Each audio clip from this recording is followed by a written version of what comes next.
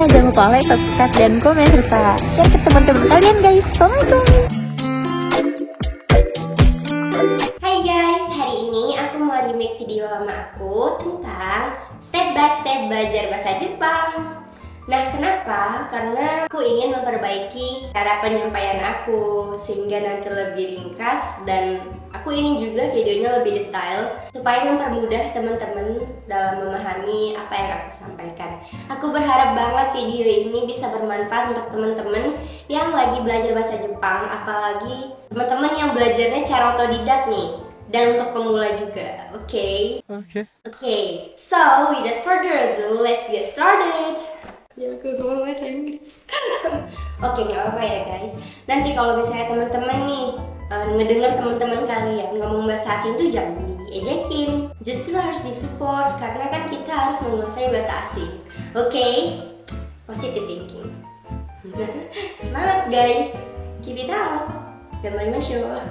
Oke, step pertama adalah sama aja sih sama video lama aku, yaitu kita harus menghafal hurufnya dulu, karena emang huruf Jepang sangat berbeda dengan alfabet kita ya, yaitu ada huruf hiragana, katakana, dan kanji yang harus kita hafal. Memang untuk step pemula, kanji ini nggak harus dihafal gitu, tapi ada momen-momen yang memang mengharuskan kita mengetahui, wah ini kanji apa gitu. Seperti misalnya kalau kita belajar pemula di papan tulis guru kita itu ya, itu ada kayak tulisan tanggal, hari, bulan, tahun, itu menggunakan kanji supaya mempersingkat penulisan. Karena kalau penulisannya menggunakan hiragana itu bakal panjang banget jadinya, jadi lebih dipersingkat lagi dan lebih ke Jepang-Jepangan lagi pakai kanji gitu. Jadi kanji dasar itu yang harus kita hafal dulu ya, dan juga angka dari 1 sampai 10, angka 100, 1000, 10.000 itu harus kita hafal kanjinya untuk step pemulanya guys. Nah, bagaimana cara menghafalnya? Karena kan emang itu cukup sulit bagi kita para pemula belajar bahasa Jepang, khususnya kayak menghafal hiragana dan katakana itu soalnya banyak banget yang mirip-mirip, seperti huruf ki katakana dan ki hiragana, huruf k katakana dan k hiragana itu sangat mirip ya. Jadi aku punya beberapa metode yang bisa teman-teman ikutin. Tapi kalau misalnya ada cara yang lebih worth itu lagi menurut teman-teman, kalian bisa komen di bawah. Cara pertama adalah kalian bisa tempelin poster-poster kayak hiragana, katakana di dinding kamar kalian. Bebas ya guys, bebas mau beberapa lembar pun terserah kalian, mau yang bagaimana bentuknya pun terserah kalian. Karena itu memang mempermudah kita untuk mengulang hafalan kita ya guys. Kayak misalnya bangun tidur atau mau tidur, aduh pengen hafal nih gitu, tinggal dilihat kan, seperti itu. Metode kedua adalah dengan menggunakan flashcard atau tanbocho kalau dalam bahasa Jepang. Bentar, aku ambil ya guys. Nah, ini adalah tanbocho atau flashcard. Misalnya seperti ini. Ini huruf A kan? Nah, ini alfabetnya. Nah, di saat teman-teman mau latihan baca, teman-teman buka yang bagian huruf hiragananya. Kayak gini. Wah, ini apa ya? Pas latihan baca nih. Lalu kalau misalnya teman-teman nih latihannya sendiri, teman-teman kalau ragu ini bener atau enggak, lihat di belakang. Wah, bener aku, bener gitu. Kayak gitu guys. Kalau lebih serunya sih sama teman-teman ya. Kalau aku saranin pas waktu menghafal ini sih terserah kalian, karena setiap anak punya kapasitasnya sendiri, punya caranya masing-masing untuk menghafal dan untuk latihan pengulangan hafalannya kan, seperti itu. Kalau aku pribadi, aku lebih suka menghafal sendiri waktu hening kayak gitu. Tapi kalau misalnya saat latihan hafalan, pengulangan hafalan itu sama teman-teman lebih enak. Misalnya nanti soalnya kayak tebak-tebakan gitu jadinya kan. Seperti itu guys. Jadi kalau misalnya sama teman-teman kan enak tuh. Oke, kamu tebak nih apa gitu kan. Misalnya huruf ini apa, ki. Lihat teman, salah gitu. Kasih batsunya apa? Batsu itu adalah batsugen, itu adalah hukuman kayak gitu. Hukumannya yang simple aja, kayak misalnya coret pakai tepung kayak apa kayak gitu guys. Jadi dia pelajarannya lebih sesuai gitu guys. Kalau mau latihan menulis, kita buka bagian alfabet. Ini kan akan, wah aku harus nulis huruf hiragana dari A nih. Terus kalian tulis seperti itu.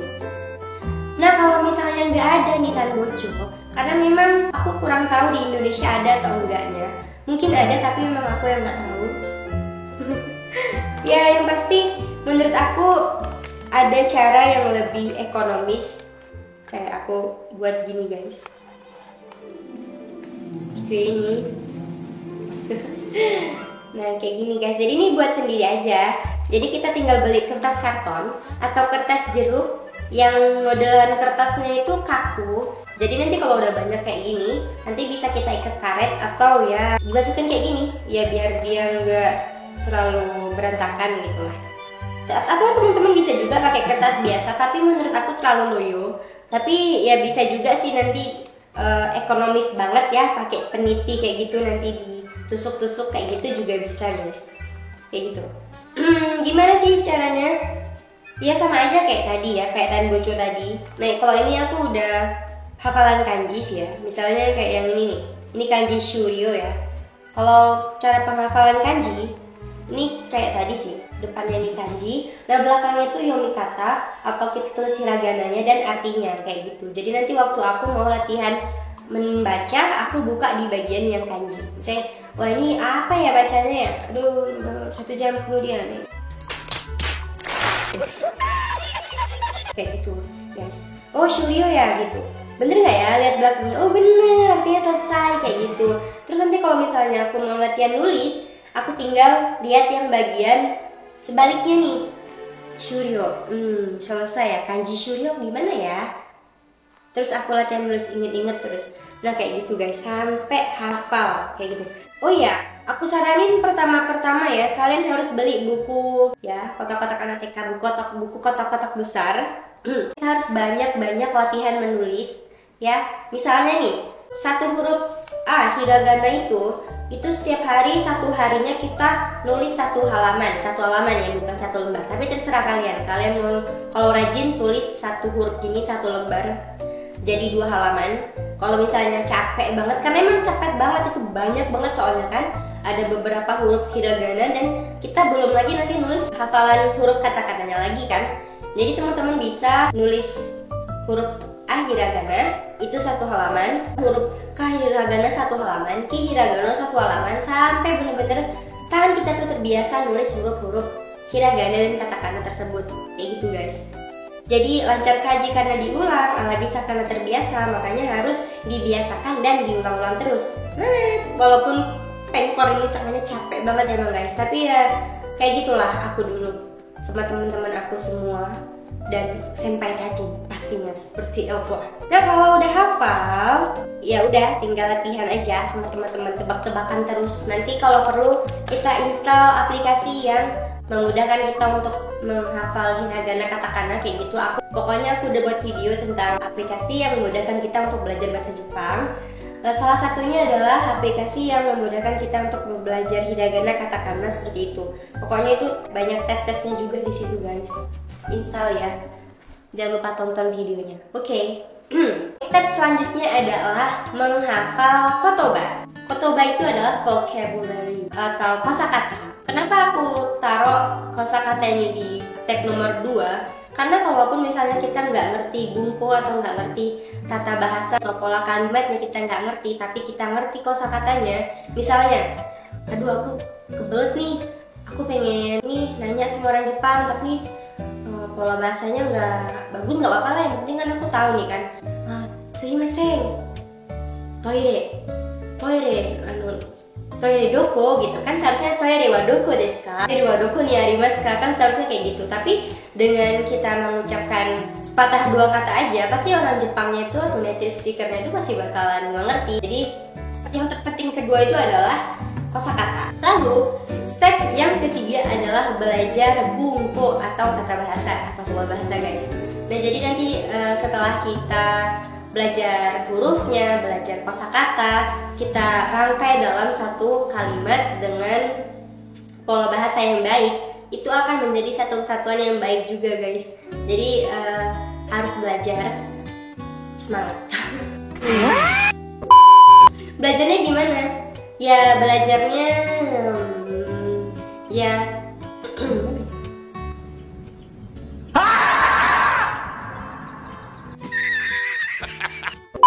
teman-teman bisa berburu buku dari online shop, atau teman-teman bisa langsung belajar di LPK Bahasa Jepang yang lebih sistematis pembelajarannya. Ya, semangat! Nah, step berikutnya adalah setelah teman-teman udah hafal semuanya, agar teman-teman gak lupa dan tetap mempertahankan hafalan teman-teman beli buku diary, terserah kalian bentuknya mau gimana. Kalian bisa nulis diary setiap hari dengan menyusun kosakata kalian sendiri. Ya, jadi kalian tuangin ke dalam diary itu. Jadi kan lancar kaji karena diulang, ala bisa karena terbiasa. Teman-teman mengulang setiap hari, menulis setiap hari. Jadi apa yang kalian hafal itu nggak mudah hilang gitu. Kalau bisa, teman-teman itu diarynya itu nanti dikumpul ke CC kalau yang memang lagi belajar di LPK, diminta diperiksa gitu, minta dibenerin ini bener nggak, kalau bahasanya bener enggak, kayak gitu guys. Step selanjutnya teman-teman harus praktek ngomong ya guys. Karena kalau kita nggak praktek, gimana kita mau lancar ngomong bahasa Jepangnya kalau nggak sering-sering dipraktekin. Praktekin sama teman-teman yang sama belajar bahasa Jepang juga. Teman-teman bisa ngarang dialog bahasa Jepang sendiri, terus teman-teman praktekin. Nah, kayak gitu juga bisa. Memang teman-teman yang di Indonesia cukup sulit untuk latihan speaking ya, tapi nggak masalah. Asal teman-teman itu kalau misalnya yang bukan otodidak ya, kalau otodidak mungkin cukup sulit. Tapi ada juga, misalnya teman-teman bisa ngelakuin Ome TV nih. Kalau bisa dapetin orang Jepang ya, jadi bisa ngomong bahasa Jepang dengan native speakernya langsung kan. Jadi kalau salah langsung dibenerin gitu kan, enak banget nggak sih? Bisa praktekin guys kalau yang otodidak. Tapi kalau yang lagi di LPK Bahasa Jepang kan enak banget kan, ada teman-temannya, ada sensei yang ngebenerin kalau misalnya kosakatanya salah atau pola kalimatnya yang kurang tepat gitu. Ya pokoknya jangan takut salah teman-teman, latihan terus belajar bahasa Jepang, latihan terus ngomong bahasa Jepang ya guys. Nah, step selanjutnya adalah persiapan untuk ujian nih. Jadi kalau dalam ujian itu kan mencakup goi. Goi ini termasuk hafalan vocabulary atau kosakata, kanji, dan juga bunpo. Lalu masuk ke dokai. Dokai itu latihan membaca. Nanti misalnya ada suatu bacaan. Nah, jadi nanti dari situ ada pertanyaan yang harus kita jawab dari bacaan tersebut. Jadi menurut aku itu sampai sekarang yang paling sulit adalah dokai memang. Guys, maaf banget, ternyata waktu aku tag video itu nggak kerekam sampai habis. Maaf ya guys. Pokoknya setelah kita latihan belajar dokai, selanjutnya adalah kita harus belajar sering-sering dengerin chokai atau listening. Nah, caranya dari mana? Kita bisa install aplikasi pendukung latihan untuk ujian ya guys. Atau bisa juga denger soal-soal chokai di YouTube. Atau kalau teman-teman yang udah next level, yang udah mau ujian N2 atau N1, teman-teman juga diselingi latihan dengerin berita-berita Jepang gitu.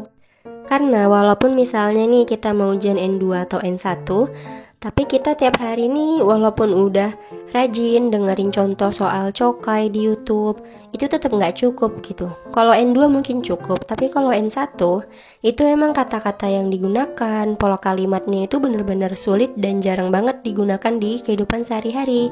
Itu tingkatnya udah yang sering dipakai oleh reporter TV Jepang, yang ada di koran-koran Jepang, artikel-artikel Jepang, kayak gitu guys. Memang tingkatnya udah di situ, makanya kalau teman-teman ya mau ujian N1 itu nggak cukup kalau hanya dengan latihan soal-soal chokai kayak gitu. Kalau listeningnya usahain dibiasakan rajin untuk dengerin berita-berita Jepang gitu guys. Kalau untuk dokai biasain rajin baca koran kayak gitu. Semangat ya teman-teman. Maaf banget sekali lagi ya, nih videonya kurang berkenan. Ya, mungkin segini aja video dari aku, semoga bermanfaat. Jangan lupa like, subscribe, dan komen, serta share ke teman-teman kalian guys.